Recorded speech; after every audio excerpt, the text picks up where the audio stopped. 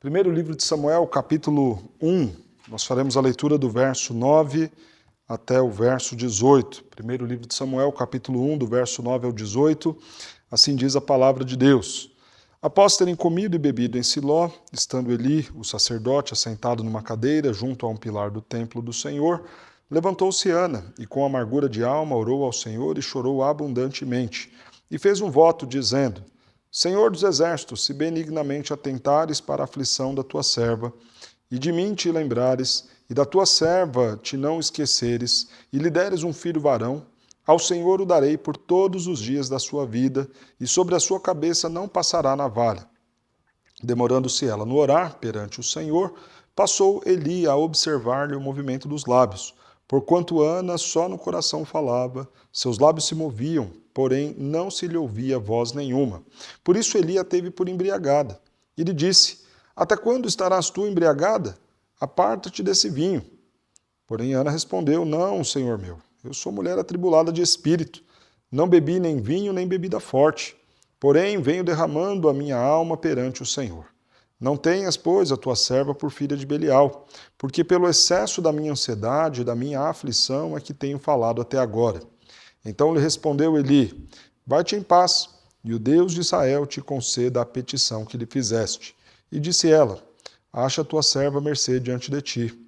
Assim a mulher se foi o seu caminho e comeu, e o seu semblante já não era triste. Senhor, nós lemos a tua palavra e pedimos que o Senhor fale aos nossos corações. Edifica a tua igreja mais uma vez, ó Deus, para a tua própria glória, em nome de Jesus. Amém. Orar é, ao mesmo tempo, algo extremamente fácil, mas um tanto quanto difícil. Extremamente fácil porque orar é falar com Deus. Mais difícil porque, por vezes, pedimos aquilo que não convém, não perseveramos, erramos em inúmeras coisas. Não à toa, o pedido é justo, ensina-nos a orar, porque nem isso nós sabemos fazer, não oramos, não sabemos fazer como convém. É justo, então, considerar que a coisa mais simples que tem na nossa relação com Deus, que é falar com Ele, é também para nós um desafio. E nós temos aqui no texto de Samuel o exemplo de Ana. É curioso nós notarmos como o Novo Testamento sempre nos traz princípios, e claro, se nós lermos ali no Sermão do Monte, Jesus vai trazer princípios para nós sobre a oração, sobre como se deve orar, e é curioso ver como o Antigo Testamento usa estes princípios, mas mostrando eles na prática. É como se nós tivéssemos a instrução em carne, osso, emoções, como é o caso aqui de Ana. Por isso, eu quero trazer para a nossa exposição, neste momento, o tema Aprendendo a Orar com Ana. Aprendendo a orar com Ana. Se orar é algo fácil, falar com Deus, mas ao mesmo tempo uma difícil tarefa, porque nos faltam as palavras corretas ou a motivação correta, nós aprendemos aqui com esta história como devemos orar e a maneira certa de nos dirigirmos ao nosso Deus. A história de Ana mostra uma mulher atribulada, angustiada. O nosso texto mostra isso, né? Ela chega ali no templo com o coração pesado, chorando, não come, está amargurada, está aflita, está abatida. Começa a orar e chorar e o sacerdote vê aquela cena toda e fala: essa mulher está embriagada. Tamanha era a angústia e a aflição. E ela fala: não, meu senhor, eu não estou bêbada, não. Eu estou mesmo triste, estou amargurada, estou sofrendo. Mas por que Ana sofria? Ana não podia ter filhos. E nós vemos no capítulo 1, do verso 1 ao 8, que além dos problemas, claro, de você não realizar um sonho, imagine uma mulher que tem o seu esposo, que quer ser mãe, que quer viver esta alegria dentro do seu casamento, dentro da sua família, além de não poder realizar este sonho que é de quase todas as mulheres, se não dizer todas, Ana também tinha que enfrentar Penina.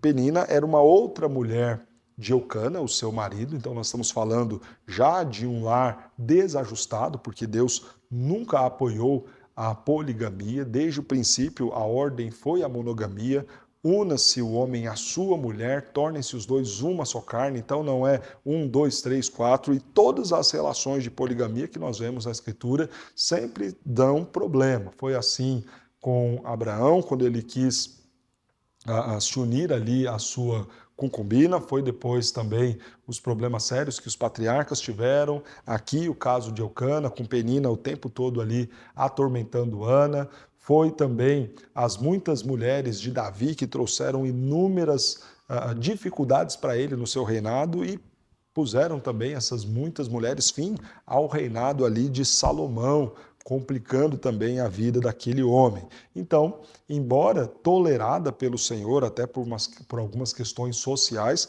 a poligamia nunca foi o plano de Deus, nunca foi a autorização de Deus para o homem. E quando eu digo por questão social, porque obviamente quando o Senhor deu a lei, alguns homens já haviam imitado o costume dos povos pagãos e Deus, obviamente, não iria mandá-los deixar desamparadas suas mulheres. Pois bem, fechado esse parêntese aqui sobre a poligamia de Eucana, é importante nós mostrarmos quais são os efeitos disso. Eucana tinha uma outra mulher de nome Penina que ficava o tempo todo zombando de Ana. Ei, Ana, você não pode dar a Eucana seus filhos. Ana sofria porque não podia realizar o sonho de uma mulher, que era ser mãe. Ana sofria porque tinha que lidar com a zombaria de Penina todos os dias. Ana também sofria por questões sociais. A forma como as pessoas olhavam para uma mulher que não podia ter filhos era tendo-a como amaldiçoada. Essa mulher deve ter feito alguma coisa muito ruim que enfureceu a Deus e Deus não lhe deu a bênção de ser mãe. E tinha também, ainda falando de um problema social, a questão de que, na ausência do seu marido, quem iria lhe amparar caso ela não tivesse filhos? Todos esses problemas justificam aqui essa amargura, essa tristeza de Ana. E Ana então vai orar, vai clamar ao Senhor e aprenderemos então a orar com Ana. Eu quero destacar 4 coisas que aprendemos aqui neste texto. Peça para a pessoa certa, peça para a glória de Deus, peça com perseverança e descanse no Senhor. Vejamos então essas lições sobre oração no nosso texto. Após terem comido e bebido em Siló, estando Eli, o sacerdote, assentado numa cadeira junto a um pilar do templo do Senhor, levantou-se Ana e com amargura de alma orou ao Senhor e chorou abundantemente. É curioso nós notarmos que Ana está no templo do Senhor. Era o costume de Eucana, o seu marido, ir para Siló, ir para o lugar da adoração uma vez por ano, para render culto ao Senhor, apresentar os sacrifícios ao Senhor. Ela estava no lugar certo, estava na casa de Deus, havia ali uma pessoa instruída, capacitada, habilitada, que havia recebido a ordenança do Senhor para cuidar do culto, para cuidar do povo nessa questão espiritual. E Ana ignora a figura de Eli e vai direto ao Senhor. Ana se coloca diante do nosso Deus e passa a orar. Ela orou ao Senhor. Ana não considerou aqui falar com Eli. Ela não para ali para, olha Eli, você, o sacerdote, deixa eu falar com você, me ajuda aqui. Não, ela vai orar ao Senhor. Somente o Senhor poderia resolver o problema dela. É importante nós entendermos isso. Precisamos orar para a pessoa certa. Tem gente que ora pedindo para santo, para imagem. Pede para Maria, pede para Santo Expedito, pede para São Judas Tadeu, Santo Antônio. Esses santos não podem resolver qualquer problema do ser humano. E eu não estou dizendo com isso que essas pessoas, os apóstolos, Maria, mãe de Jesus, não foram grandes pessoas. Claro que foram pessoas relevantes, pessoas piedosas, homens e mulheres que serviram a Deus, que têm a sua história, que têm, claro, o seu lugar no céu e no novo céu e na nova terra, são pessoas abençoadas, mas não podem ser nossos mediadores. A palavra de Deus nos diz que há apenas um mediador entre Deus e o homem, e este um é Cristo Jesus. Nós só podemos rogar ao Pai em nome de Cristo Jesus. Maria não vai resolver nada para a gente, Santo Expedito não vai resolver nada para a gente. Foram grandes pessoas, foram grandes servos de Deus, mas hoje estão mortos. Não podem nem sequer nos ouvir, tampouco rogar, interceder por nós. Outros vão pedir para a figura de líderes religiosos. E há líderes religiosos, inclusive, que fazem questão de serem tidos como gurus espirituais, como aqueles que dão cobertura espiritual. Irmão, cobertura espiritual nós temos em Cristo Jesus, cobertura espiritual nós temos em Deus. Com o sangue de Cristo nós somos cobertos, guardados e protegidos. Líder nenhum te dá cobertura espiritual, bispo nenhum, apóstolo nenhum, E nós temos que ter esse cuidado, você não precisa pedir a bênção do seu pastor para fazer as coisas. E aqui, claro, não estou falando que você deva desrespeitar a liderança da sua igreja, muito pelo contrário. A Bíblia fala que são os servos de Deus, usados pelo Senhor para abençoar o povo, para cuidar do povo, para instruir o povo, mas não é o pastor quem abençoa, não é o pastor quem faz, não é o pastor quem realiza, não é a oração do pastor que é mais forte do que a de outra pessoa. Não é assim. Podemos ir direto ao Senhor. O texto de Hebreus, lá no capítulo 10, fala que pelo sangue, pelo corpo de Cristo Jesus, nós temos acesso agora ao Pai, para com intrepidez orar e pedir ao nosso Deus. Precisamos entender que as pessoas que Deus colocou diante de nós, pastores e líderes, são uma bênção, podem nos ajudar, mas não são eles os nossos meios para ter a salvação.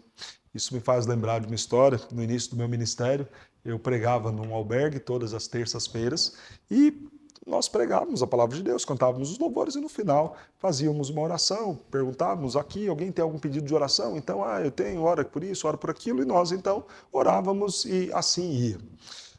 Uma certa terça-feira eu perguntei aquilo, então um homem levantou a mão e falou, olha, eu estou aqui em São Paulo, vim me tratar de um câncer, infelizmente meu dinheiro acabou, eu acabei tendo que ir para a rua, durante o dia eu vou lá no Hospital das Clínicas, faço meu tratamento, passo o restante do dia tentando sobreviver aqui e à noite eu venho para o albergue, que é onde eu posso pelo menos dormir. Eu tenho família, eu tenho filhos, eu estou morrendo de saudade da minha família, eu estou precisando voltar para casa, mas eu ainda estou no meio do tratamento de um câncer, não estou bem, preciso ter a minha saúde resolvida, eu peço oração por isso. O nome desse homem era João. E aí então, Senhor, tem misericórdia do seu João, estamos com ele aqui, cura ele, Senhor, em nome de Jesus, para que ele possa voltar para sua casa, para que ele possa estar lá com a sua família. E aí fui embora para casa e tal. Na semana seguinte estava lá. E aí quando eu fiz esse mesmo momento, olha, alguém tem algum pedido de oração? Uma fila se formou na minha frente, todo mundo queria que eu orasse, que eu impusesse as mãos, que eu fizesse alguma coisa, aquela fila ali, todo mundo interessado em ser tocado pela minha pessoa ou receber uma oração minha, como se algum poder tivesse. Eu falei, opa, parou, vai cada um para o seu lugar, vocês podem aí me explicar o que está acontecendo aqui. Não, pastor, aqui semana passada o senhor orou pelo seu João, o senhor percebeu que o seu João não está aqui. Seu João foi curado, seu João foi lá nas clínicas, quando fez os exames, quando puxou lá o histórico dele, constou que está tudo bem, que ele está curado, que ele pode voltar para casa, que ele está de alta, não tem mais câncer, acabou.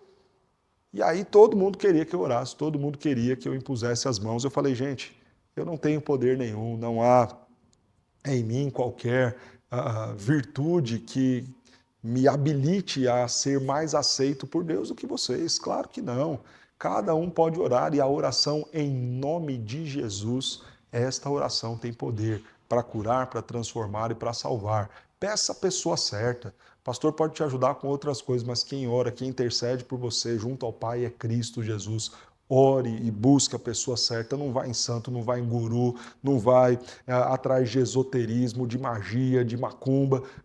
Busque ao Senhor nosso Deus e peça para a pessoa certa. Só o Senhor pode resolver os nossos problemas e cuidar de nós. Segunda lição que nós aprendemos aqui com a oração de Ana, peça para a glória de Deus. Veja o que Ana faz aqui, verso de número 11, fez ela um voto ao Senhor, dizendo, Senhor dos exércitos, se benignamente atentares para a aflição da tua serva e de mim te lembrares, e da tua serva te não esqueceres, e lhe deres um filho varão, ao Senhor o darei por todos os dias da sua vida. Veja que Ana não pode ter um filho. E ela diz, Senhor, se o Senhor me der esse filho, eu vou consagrar esse filho a ti. Eu levarei esse filho ao templo, e esse filho vai ficar lá no templo para servir no templo, para ser bênção, ajudando nos ofícios do templo e servindo a ti por toda a vida dele. Veja que Ana não fala o seguinte, Senhor, olha, eu vou ficar um tempinho com o menino, quando ele crescer, aí quando ele chegar ali na adolescência, na mocidade, eu oriento ele, ao invés de ser, de repente, carpinteiro, agricultor, caçador, eu vou orientá-lo a vir trabalhar aqui no templo. Não, não é isso que ela faz.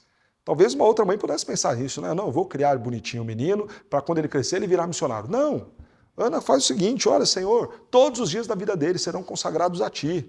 Eu vou entregar este menino para que ele sirva na tua casa, para que ele sirva o sacerdote. E mais adiante, no capítulo de número 1, versos 24 em diante, nós veremos Ana fazendo justamente isso. Ela vai até Eli, apresenta a criança, entrega o menino a Eli para que Eli então pudesse não apenas cuidar, mas também se valer dos serviços de Samuel ali no templo, ali no tabernáculo. Ana pediu com a motivação certa, pediu para a glória de Deus. Ana não fez um pedido egoísta, Senhor, me dá porque eu quero, porque eu preciso, porque eu vou. Não. Ela pediu e disse, Senhor, se eu receber, eu quero usar isso para a tua glória, eu quero devolver isso para ti. Quando nós lemos a Escritura, lá no texto de Tiago, nós vemos a advertência, a gente pede e não recebe porque pede mal. Pede para esbanjar ali as vaidades, a cobiça do nosso coração. Tem gente que pede carro só para ostentar um carro melhor diante do cunhado, diante da sogra, do vizinho. Tem gente que quer uma casa maior só para de repente ter mais luxo, ter mais espaço para guardar mais bagunça. Tem gente que só quer dinheiro para poder ter mais prazeres, poder viajar mais, poder de repente ter roupas melhores, mais caras, mais bonitas, ir em restaurantes melhores e nunca colocam os seus pedidos para que, com as bênçãos e com as dádivas, glorifiquem a Deus. Por isso que vocês pedem e não recebem, porque pedem só pensando no seu próprio umbigo. Nunca para orar e falar, Senhor, me abençoe esse mês com uma comissão melhor, porque eu quero abençoar alguém. Senhor, olha, esse ano, concede para mim 20 mil a mais, 10 mil a mais, R$1.000 a mais, para que eu possa abençoar outra pessoa. Todas as vezes que para orar, ora pedindo alguma coisa só para si, pensando só em si, só no seu prazer. Nunca pede, Senhor, me abençoe para que eu use, para que eu seja usado para abençoar outros. Pedem e não recebem porque pedem mal, para esbanjar, para viver as vaidades e em contrariedade, muitas vezes, à palavra de Deus. Precisamos pedir para a glória de Deus. Senhor, que o meu pedido, seja o carro, seja a casa, seja algum valor, que isso resulte na glória tua, que isso seja colocado à tua disposição. Ana não tinha filho algum. E o que ela pediu a Deus, ela prometeu entregar ao Senhor. Será que você teria coragem de fazer isso? Senhor, olha, eu não tenho, eu quero, eu preciso, isso me causa sofrimento, mas se eu receber, eu vou dar para ti. Por vezes nós não precisamos, pedimos o que não precisamos, e quando recebemos o que não precisamos, não estamos dispostos a abrir mão disso, que nunca precisamos, para de repente abençoar a outros. Aprenda a orar pedindo para a pessoa certa, mas também pedindo com a motivação certa, pedindo para a glória de Deus. Terceira lição que aprendemos aqui com Ana sobre oração, peça com perseverança. O texto vai nos dizer, demorando-se ela no orar perante o Senhor, passou Eli a observar-lhe. Mais adiante, veja que a sua oração é tão intensa, Ana no coração falava, seus lábios moviam, porém não ouvia-se voz nenhuma, e ela está ali orando, clamando. E o texto vai nos dizer que, no momento em que ele vai adverti-la, ela diz, Senhor, eu sou mulher atribulada de espírito, não bebi, nem vinho, nem bebida forte, porém venho derramando a minha alma perante o Senhor. Observe, então, que a condição de Ana na sua oração aponta para um insistente pedido. Veja no verso 16, pelo excesso da minha ansiedade, da minha aflição, é que tenho falado até agora. A oração de Ana era tão intensa, tão perseverante, que Eli, ao passar por ela, fala, essa mulher está bêbada, está embriagada. Mas não, ela está clamando a pessoa certa, com a motivação certa, com perseverança, do jeito certo, falando, Senhor, tem misericórdia de mim, atenda ao meu clamor. Por vezes a gente fala que vamos fazer de tudo por alguém, vamos fazer de tudo por uma situação. Não, olha, conta com a minha oração, mas não ora. A gente fala, Senhor, eu quero ter mais paciência, mas não ora por isso. Senhor, eu quero ter mais domínio próprio, eu quero poder orar mais, ler mais a Bíblia, mas a gente não para pedir isso. E quando começa algum propósito no que diz respeito à oração, ora de repente 1, 2 dias, no terceiro, quarto já não está mais orando. Falta-nos perseverança, falta-nos constância na vida espiritual, na vida devocional, por isso que também não recebemos. É interessante quando lemos o texto lá de Tiago, capítulo 1, Tiago fala, tenham vocês grande alegria por passar pelas provações, sabendo que a provação da vossa fé vai produzir frutos, vai produzir coisas boas para vocês. E aí, claro, irmãos, é difícil a gente imaginar, puxa, pastor, mas eu vou estar sofrendo e tendo alegria nisso. Para o que Tiago responde, se alguém precisa de sabedoria, peça a Deus. Peça, porém, com fé e nada duvidando. Porque aquele que duvida é semelhante à onda do mar, agitada, impelida pelo vento. Não pense esse homem que alcançará do Senhor alguma coisa. Homem de ânimo dobre. O que Tiago está dizendo é o seguinte, olha, em meio às lutas, às dificuldades, para que você entenda e passe por elas, e passe bem por elas, você vai precisar de sabedoria, vai precisar de maturidade cristã. E isso você precisa pedir a Deus. Mas peça com fé, peça com perseverança e nada duvidando. Homem de ânimo dobre, aquele que duvida. Ora está animado, vamos lá, vamos orar, vamos na vigília, vamos na reunião de oração. Ora está desanimado. Talvez você esteja assim. Ora você está aqui empolgado, não, quero ir lá, quero conhecer as salas, quero conhecer uma igreja nova, quero ter comunhão com o Senhor Jesus, quero ter reunião de oração, vou lá na vigília, conta comigo, pastor, põe meu nome. Daqui a pouco é como a onda do mar. E esse exemplo de Tiago, lá no capítulo 1, é preciosíssimo, porque a onda do mar é assim. Você olha ali na beira do mar, vem aquela onda forte, espumando, toda branca, e faz aquele barulhão todo. Pá!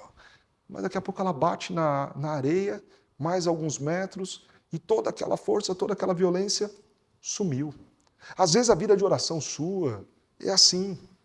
Vai como aquela onda do mar, arrastando tudo na frente, mas dali mais 2, 3 metros, acabou. Cadê aquele homem de oração? Cadê aquela mulher da vigília? Cadê aquela pessoa que ia perseverar, que ia atravessar as noites orando pelo marido, pelo casamento? E aí o pior, irmãos, que a gente vira e fala, pastor, eu fiz de tudo. Eu tentei de tudo pelo meu casamento, eu tentei de tudo pelos meus filhos.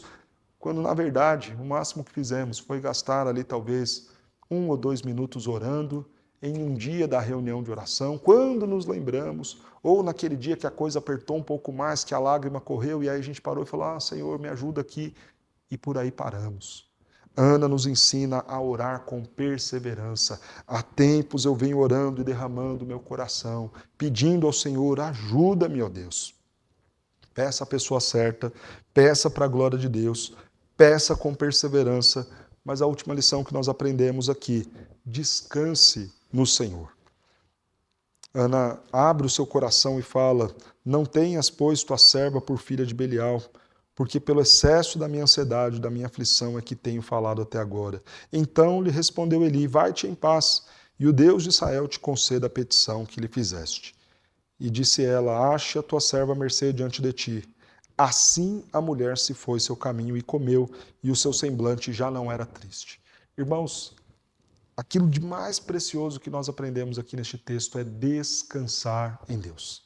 Ana orou para a pessoa certa, Ana orou com a motivação certa, para a glória de Deus, e orou do jeito certo, com perseverança, com sinceridade de coração. O que fazer agora? Já não há nada mais a fazer. Agora é descansar no Senhor. O problema está nas mãos daquele que pode resolver. Observe que ela não recebe nenhuma promessa de Eli.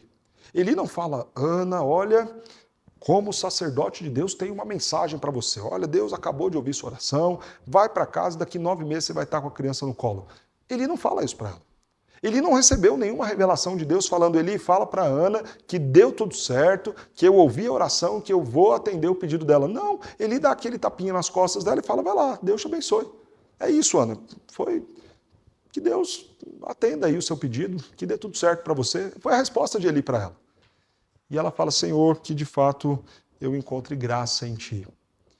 Só que observe como o texto termina. Assim a mulher se foi o seu caminho e comeu, e o seu semblante já não era mais triste. Veja o contraste da mulher que entrou no templo para a mulher que agora está saindo do templo. Ela entra no templo com amargura de alma, angustiada, chorando. Diz o verso de número 8 que ela já não comia, ao ponto de Eucana falar, minha esposa, o que está acontecendo com você? Você não come, você não ri, você não tem alegria em você, no seu rosto.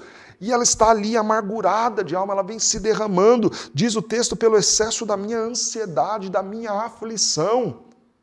Mas agora, depois de orar, o seu semblante já não é mais triste. O que mudou? De quando ela entrou no templo para quando ela saiu.